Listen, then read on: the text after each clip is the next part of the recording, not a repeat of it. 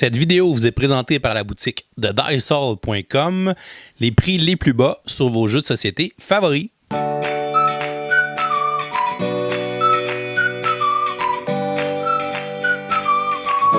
Hey, bonjour tout le monde, bonjour, bienvenue dans le coup de cœur du mois de juillet en plein milieu du mois d'août. Mais hey, wow, là je sais que vous étiez très impatient de voir ce fameux coup de cœur arriver.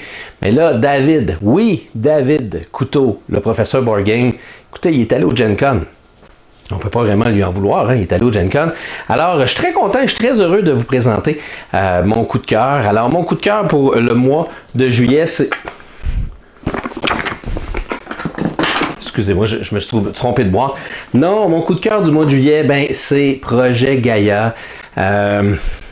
Oui, ok, je sais, je suis un petit peu en retard. C'est un coup de cœur très ancien. Probablement que plusieurs d'entre vous connaissez ce jeu depuis tellement longtemps. Mais moi, j'ai redécouvert ce jeu-là pendant le mois de juillet. J'ai joué d'ailleurs une partie avec mon ami David. J'ai joué plusieurs parties en solo. J'ai même fait une présentation du jeu sur ma chaîne. Quel jeu magnifique! Wow, c'est un successeur de Terra Mystica, mais ça l'a littéralement remplacé Terra Mystica pour moi. C'est un jeu qui est simple dans sa complexité. Ce que je veux dire, c'est que une fois qu'on a passé à travers des règles, c'est quand même un jeu qui coule très bien. Et si vous êtes un amateur de jeux en solo, il est tout simplement incroyable. Je pense que c'est le meilleur automa que j'ai eu la chance d'essayer depuis que j'ai commencé à m'intéresser aux automas. C'est un automa qui est simple, qui est compétitif, qui est difficile. Il y a énormément de factions. Dans le fond, c'est quoi le but de Projet Gaïa? Le Projet Gaïa, c'est t'incarnes une faction, il y en a une grande quantité et on doit dans le fond s'installer dans une galaxie. On doit construire des bâtiments qui vont nous ramener des ressources, qui vont nous permettre de faire des recherches, tout ça dans le but de faire des points de victoire qui vont être en fonction de différentes tuiles qui va sortir pour chacune des rondes. C'est un jeu qui est il y a beaucoup de possibilités. Ce que je veux dire, c'est que chacune des parties va être différente. Il n'y a pas une seule partie qui sera pareille. Il y a plein de tuiles différentes que l'on va placer en début de partie qui va faire en sorte que tout est différent. Bref, c'est vraiment magnifique. Et ce qui est drôle, c'est que c'est un jeu que quand j'ai initialement joué, je ne l'aimais pas du tout. Mais là maintenant, après avoir joué plusieurs parties, je vous dis que c'est vraiment un de mes jeux solo favoris de tous les temps, et je vous dirais que peut-être qu'il va même battre certains de mes grands jeux. En tout cas, on viendra, je ferai un top éventuellement, mais en tout cas pour le mois d'août, pas pour le mois d'août, attention, le mois d'août, je vous dirais que j'en ai joué un jeu hier qui va probablement devenir le coup de cœur du mois d'août, mais pour le mois de juillet, écoutez mesdames et messieurs, Projet Gaïa est mon choix. Allez, on y va, on continue avec le coup de cœur. Bonjour à tous. De mon côté, pour mon coup de cœur du mois de juillet 2019, ça n'a pas été un très gros mois, peut-être 6 ou 7 parties de jouer. Donc, très peu de nouveaux jeux en fait que j'ai essayé. J'ai essayé seulement comme nouveaux jeux. J'ai essayé Wingspan franchise et Imperial Settlers, le Roll and Write. Et parmi ces trois jeux-là, celui que j'ai le plus apprécié, malgré tout, peut-être pas la fois que je l'ai joué, mais par la suite, il me travaille encore. Donc, c'est Wingspan. L'aspect des combos de cartes, je trouvais ça intéressant. C'est pas révolutionnaire. Il y avait un gros hype, peut-être pas nécessairement tant justifié que ça, vu que c'est still le meilleur game, c'est sûr, ça fait des hypes. On le voit présentement avec Tapestry. Qui n'a pas encore beaucoup d'infos par rapport à ça. Et donc, Wingspan, j'ai quand même apprécié le roulement général du jeu, le fait que c'est à peu près 1 heure. C'est le mode solo qui m'intéresse aussi, que j'ai pas encore joué. J'ai pas le jeu, je l'ai seulement essayé là, à la boutique de Diceall. Et puis, donc c'est ça, j'avais bien apprécié un peu toutes les mécaniques de jeu. J'aime bien les engine building, puis c'est ce qu'on retrouve un peu dans ce jeu-là avec les cartes qu'on va placer sur notre plateau tout au long de la partie. Donc, on va essayer de combiner les différents types d'oiseaux entre eux, puis donc c'est vraiment très bien. Et c'est pour ça que ça mérite mon coup de cœur du mois de juillet 2019, donc Wingspan. Salut mesdames et messieurs, mon nom est Steve du Temple du Maple. Je suis à nouveau dans la rubrique des coups de cœur du mois de David. Merci de m'avoir permis de faire ce petit coup de cœur du mois. Je me présente brièvement, vous n'allez pas me trouver sur YouTube. Moi, j'écris seulement sur Facebook et Instagram, je prends des belles photos des jeux. Donc, je vais vous passer directement à mon coup de cœur du mois, qui est Les Charlatans de Belcastel, qui est un jeu qui a été adoré par moi et ma conjointe. Un petit push Sherlock, où est-ce que vous allez piger des petits ingrédients dans un back building que vous allez faire, dans le fond.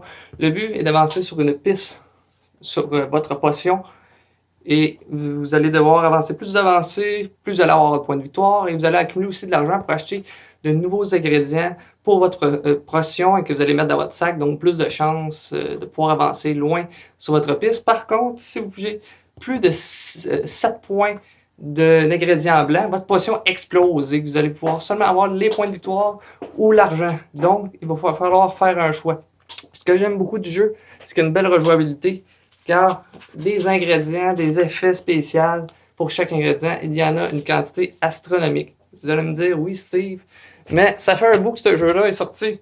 En fait, ça fait 1 an. Mais c'est surtout le jeu, l'extension, les Charlatans de Belcastel, les Sorcières sans mêle, que je vais vous présenter aussi, qui ajoute un 5e joueur, ce qui est bien, mais qui est pas grand-chose, mais qui rajoute encore plus d'ingrédients spéciaux. C'est pour ça que j'en ai une quantité astronomique avec moi.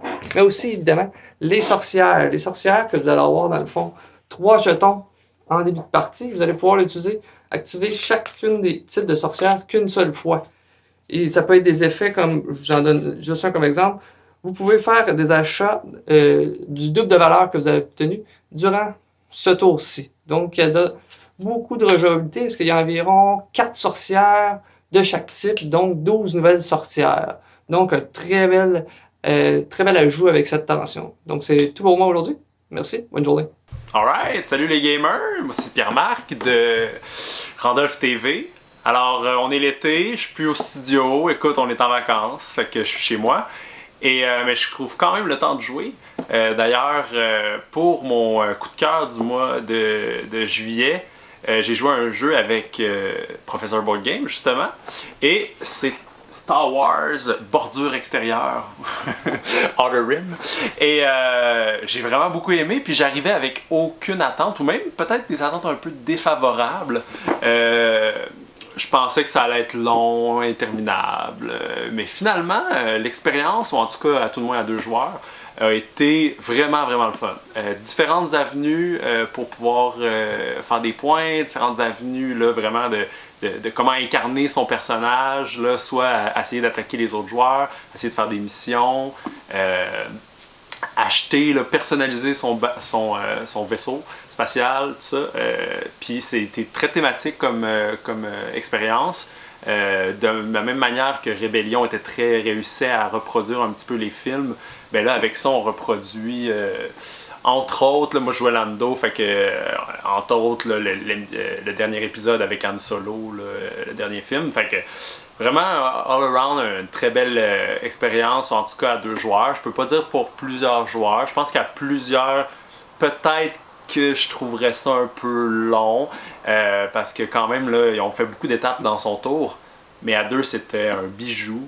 Puis ça m'a pris de court en fait, je pensais pas aimer ça, mais vraiment une belle expérience avec Star Wars Outer Rim pour le mois de juillet. Alors mon coup de cœur.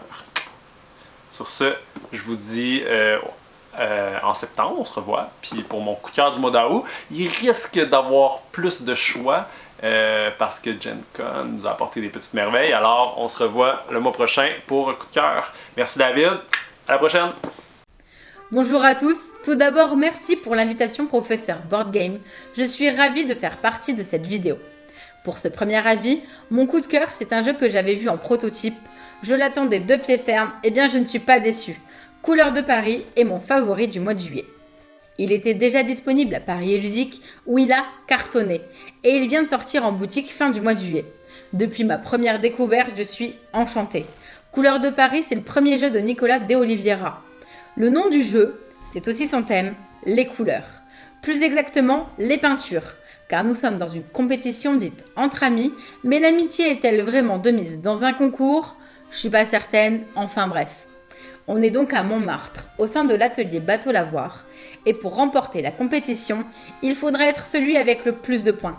La partie prend fin lorsqu'un joueur a peint 2 tableaux ou que les 5 pigments de couleur noire aient été récupérés. J'ai dans un premier temps été séduite par le plateau circulaire sur lequel on va devoir poser nos assistants pour faire des actions. On va pouvoir non seulement peindre en allant chercher des pigments, mais aussi faire des mélanges pour avoir des couleurs secondaires, ou choisir d'améliorer nos outils et avec cette action, favoriser le développement personnel sur notre propre plateau. On va aussi pouvoir choisir des actions plus stratégiques, comme celle de devenir le premier joueur, bloquer la roue ou la faire avancer de 2 cases au lieu d'une, copier le pouvoir d'un autre assistant ou récupérer des pigments blancs. Pour ce genre de jeu, il est assez rapide. On passe en général une vingtaine de minutes par joueur pour une partie. Eh bien oui, il ne faut pas oublier que c'est bien une course en fait, Couleurs de Paris. Et j'avoue, c'est aussi ce qui fait que j'apprécie. Il pourrait être plus long et donc plus poussé dans la stratégie avec encore plus d'action, comme d'autres jeux de son genre. Mais justement, il fonctionne parfaitement comme il est. Il est du coup accessible dès 10 ans. Avec Couleurs de Paris, on cherche à faire le plus de points, mais surtout le plus rapidement possible. Chacun voit à la hauteur de ses ambitions, soit empêcher nos adversaires dans des actions ou au contraire, tout miser sur le tableau qui rapporte le plus de points.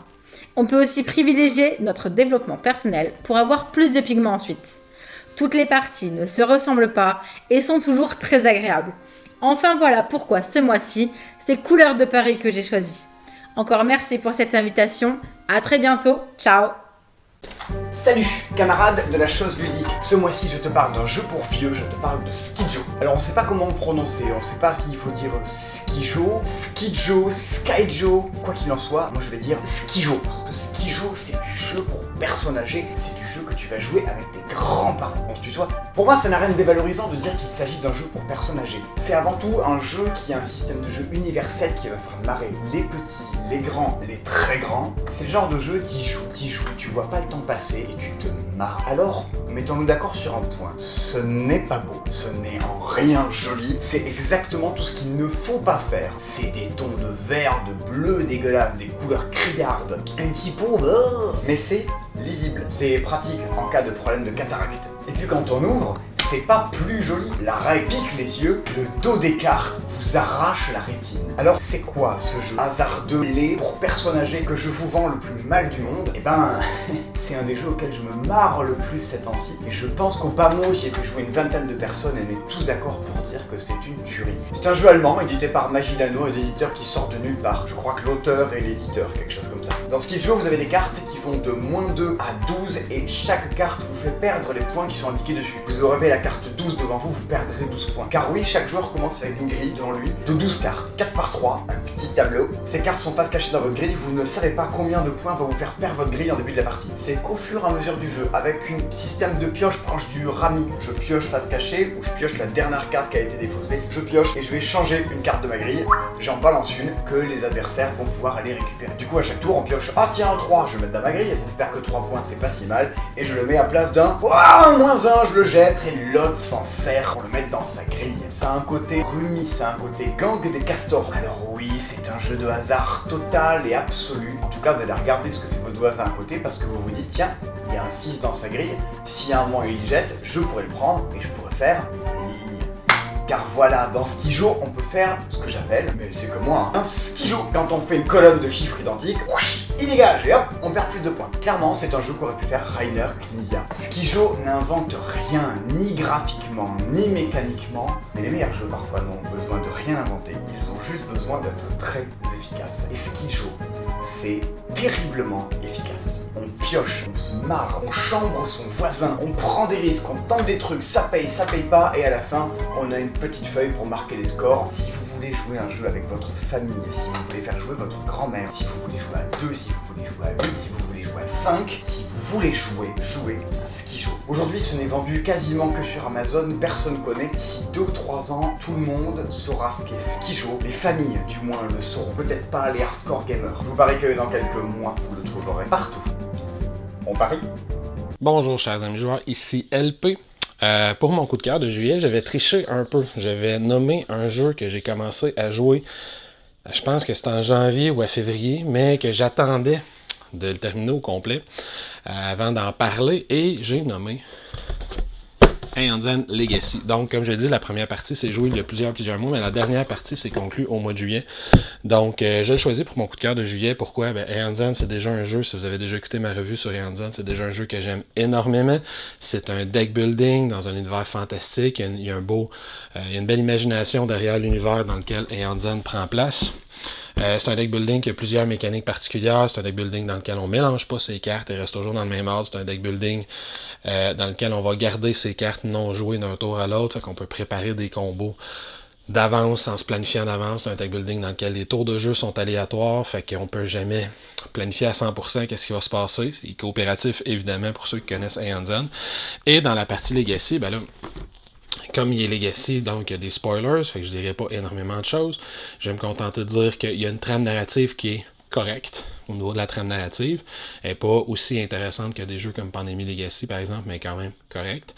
Mais surtout, il y a une façon de faire évoluer son personnage. On va choisir un personnage au début de la campagne, puis à chaque partie, le personnage va évoluer de différentes façons, que je ne révélerai évidemment pas dans cette vidéo. Fait que le personnage va évoluer de différentes façons, fait qu'il va progresser, il va acquérir de nouveaux atouts, de nouveaux attributs, puis nos parties vont se modifier d'une partie à l'autre, fait que la façon dont on va jouer. Ça, c'est super intéressant. L'autre chose que j'aime beaucoup dans l'aspect évolutif de Aeon Zen Legacy, c'est la façon dont le marché de cartes est construit. On a toujours 9 cartes qui sont disponibles. Ça, je vous spoil rien, c'est expliqué dans le livre de règles dès la première partie. Là, on va avoir à choisir entre chaque partie. Après chaque partie, on va avoir à modifier notre marché de cartes, puis on va décider quelle carte quitte le marché et quelle carte arrive dans le marché. Fait qu'on va personnaliser à chaque partie la façon dont on va construire notre marché de cartes, les cartes qu'on peut acheter durant une partie. Fait que ça aussi, c'est super intéressant. Puis là, on s'entend avec tout le monde pour dire « Ah, ça, cette carte-là, on n'aime pas trop, on s'en est pas servi pendant cette partie-là.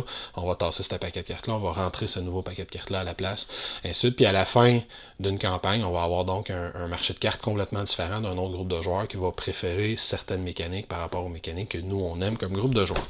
Fait que Aeon Zen Legacy, ça dure 8 à 12 parties à peu près, une dizaine de parties, une campagne. Fait que belle durée de vie, les parties sont rapides, c'est un jeu que j'aime beaucoup déjà à la base. Là, on a une version Legacy super appréciée. Son seul petit défaut, peut-être, un peu facile pour des joueurs très expérimentés dans le jeu Aeon Zen, mais sinon... Un super jeu, mon coup de cœur pour juillet. En fait, mon coup de cœur pour les 6 derniers mois, là, techniquement parlant. Aeon Zen Legacy. Bonjour David, merci de l'invitation pour partager mon coup de cœur de juillet 2019. Qui dit juillet dit vacances, et dans mon cas, à chaque année, j'apporte un jeu dans mes valises. Cette année, c'était Gloom of Guildford.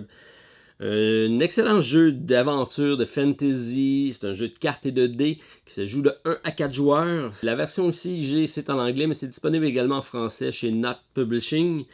Du moins ici, il reste des copies, puisque le jeu a suscité un certain intérêt. Ça se joue très très bien. Je l'ai joué en solo, ça se joue de 1 à 4 joueurs. Donc on doit se créer un personnage à partir de différentes races et de différentes classes.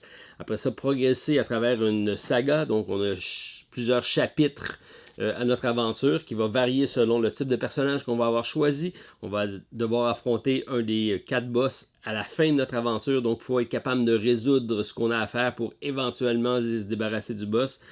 Tout ça, on va se promener sur une map composée de différentes cartes, et lorsque les cartes seront affectées par l'ombre de Guildford, on va les retourner de côté, et ça va devenir de plus en plus difficile lorsque toute la map est sous le manteau d'ombre. C'est la fin de la partie, on a perdu. Donc, c'est très efficace, très simple au niveau mécanique, très complexe à gagner par contre. J'ai bien aimé mes expériences, et le fait d'avoir plusieurs cartes, plusieurs boss, plusieurs types de combinaisons de races, plusieurs cartes de skill font en sorte que la rejouabilité est bonne. On a le goût de réessayer avec différents scénarios. Alors, c'est ma suggestion, mois de juillet 2019, Gloom of Guildford. Merci David. Au mois prochain. Bye. Salut les gamers! Pour mon coup de cœur du mois de juillet, j'ai hésité entre 2 jeux. J'ai eu la chance d'essayer dans les nouveautés Yellow Ishtar qui s'en vient à l'automne, un super jeu de Bruno Catala avec plein de petites mécaniques, du contrôle de territoire, une petite gestion de ressources, un petit arbre de technologie pour aller débloquer certains pouvoirs. Vraiment plein de petites mécaniques qui sont super intéressantes ensemble, mais malheureusement ça ne sera pas mon coup de cœur pour ce mois-ci, même s'il a passé très près. Je vais plutôt vous parler d'un jeu qui a une thématique très forte que vous pouvez voir autour de de moi. Évidemment, c'est un jeu dans l'univers de Star Wars, un univers qui m'est cher au cœur, et c'est le jeu Star Wars Bordure extérieure.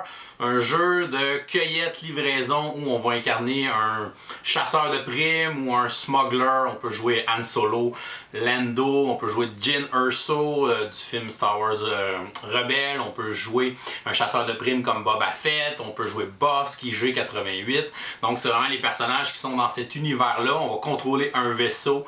Notre vaisseau va se promener dans les différentes planètes. On va pouvoir aller livrer des marchandises pour faire de l'argent. On va pouvoir effectuer des missions. On a des tests qui vont se résoudre à l'aide de lancer de dés. Selon si on a certaines compétences, ça va être plus facile sur le lancer de dés pour réussir les différents tests. On peut faire la chasse. On peut être un chasseur de primes en fait. Donc on peut aller chercher des primes pour certains personnages, puis il faut les trouver sur les planètes du plateau. C'est des personnages qui peuvent être aussi dans notre équipage ou dans l'équipage d'un autre joueur. Donc on peut gagner de nouvel équipage dans nos vaisseaux. On peut upgrader nos vaisseaux avec des modules. On peut upgrader notre personnage avec de l'équipement. Donc plein de petites choses qui sont fun à faire. Un jeu encore une fois qui a réussi à nous faire des souvenirs de l'univers de Star Wars. Donc c'est un jeu très thématique. Par exemple, si je joue Han Solo puis que je trouve le jeton de Chewbacca par exemple, ben, c'est mon allié.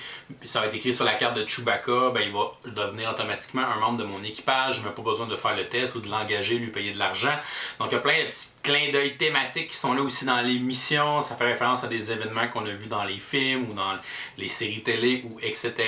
Donc ça c'est vraiment très le fun à jouer. Puis c'est le genre de jeu qui raconte une histoire. On finit une partie puis on voit ce que notre personnage a fait. Ah ouais, j'ai acheté tel vaisseau, j'ai réussi la quête de vaisseau, la quête de mon personnage. Ah oui, j'ai réussi à aller chercher une prime sur Chewbacca pendant qu'il était dans ton équipage. Donc il y a plein de choses qui sont vraiment le fun puis qui restent ensuite en mémoire. Fait que c'est vraiment une belle aventure qu'on vit à l'intérieur de Star Wars Bordure extérieure. Et voilà, c'est tout pour notre segment coup de cœur ce mois-ci. Donc, je tiens à remercier tous mes collaborateurs qui ont participé encore une fois au segment. J'espère qu'ils vous ont donné le goût de jouer à certains des jeux qu'ils ont présentés. Donc, on aimerait ça connaître votre coup de cœur pour le mois de juillet. Laissez-nous ça en commentaire sous la vidéo.